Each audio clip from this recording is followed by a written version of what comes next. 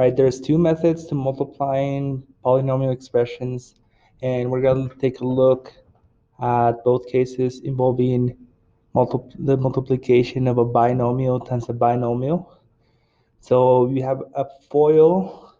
You have what it's called a FOIL method, where you're gonna distribute, right? Multiply first terms together in the yellow, followed by the addition of the outer terms, so A and D, and then the inner terms, B and C, and then the last terms, B and D.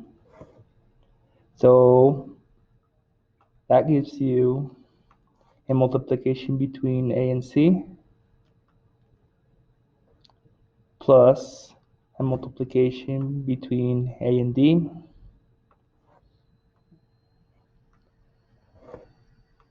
plus a multiplication between B and C, and then last a multiplication between B and D.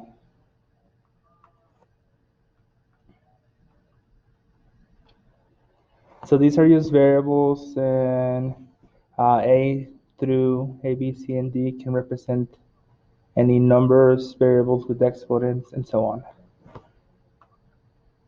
So this would be your answer if you were just working with variables. All right, let's try this example using the FOIL method. So let's multiply the first terms together to begin. So I'm going to put them right next to each other. 3x times 2x. And then the outer terms, 3x times 5 times 5. So that's going to be plus, like so. And then let's multiply the inner terms, 2 times 2x.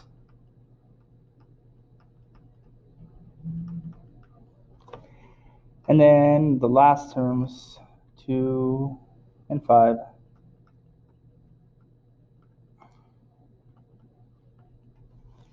So as you can see, we place them next to each other. Now let's go ahead and multiply them out. So 3 and 2 makes 6. 3 times 2 makes 6. And then x to the first power and x to the first power. We're going to add the exponents, so that's going to give me 6x squared.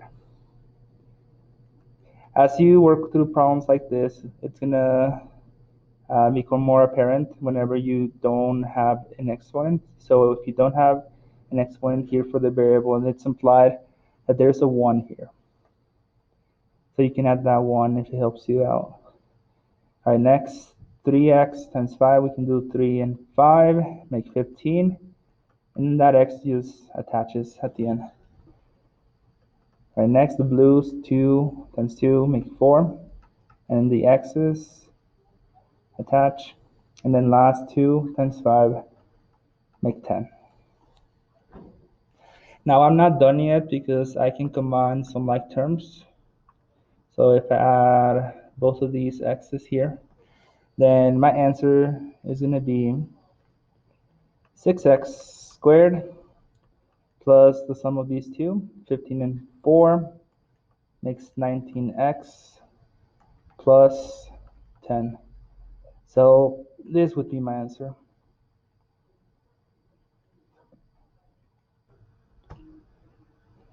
All right, let's explore the box method now. So the box method is just another way of multiplying polynomials together.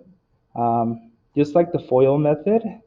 The FOIL method is more used for multiplying binomials together, but the box method actually works for any number of polynomials times a polynomial. But let's explore this box method using the same example as before. So the way to set this up is that you're going to create a box with dimensions that match the number of terms for each polynomial. So along the top, you can do the first polynomial terms, And along the side right here, you can do the second polynomial terms. So here's how that looks like. You can place your A and your B here, and then your C and your D here. And now just like the lattice multiplication, if you've heard of that, or like a multiplication table, we're gonna multiply the rows and the columns together. So A times C is just AC, B times C is just BC, A times D is just AD, and then B times D is BD.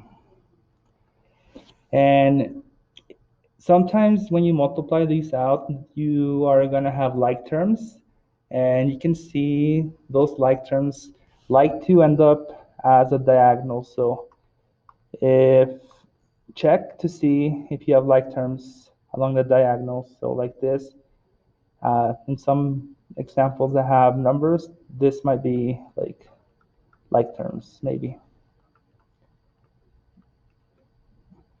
All right, so then you can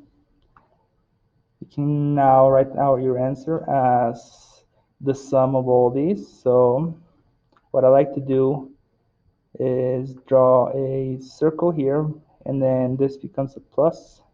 So it's going to be addition between all the terms here. So AC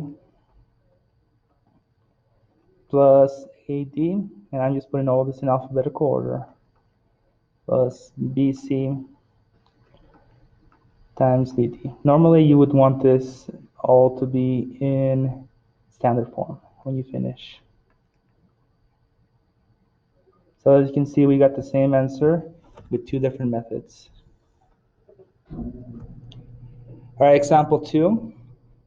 Let's go ahead and draw a box with 2 rows and 2 columns to represent the number of terms for each of these binomials. So something like this.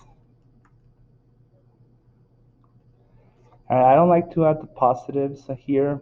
I only like to add the negatives. So, but whatever works for you, you can.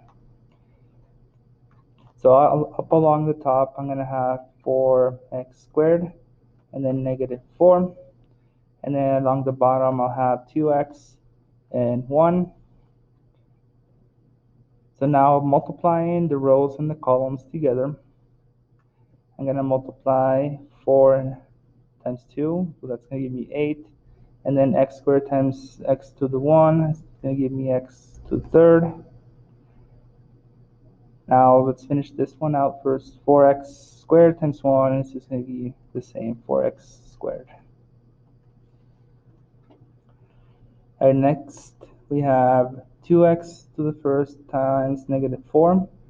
It's just negative 8x. And then 1 times negative 4 is going to be negative 4. Now I'm going to check to see if the diagonals have like terms. In this case, they don't. So my answer is just going to be the sum of all these right here. So here's your answer. 8x cubed, and I'm going to put everything in standard form so I don't have to rewrite this later. So in order of descending exponent. So here's your answer for this one.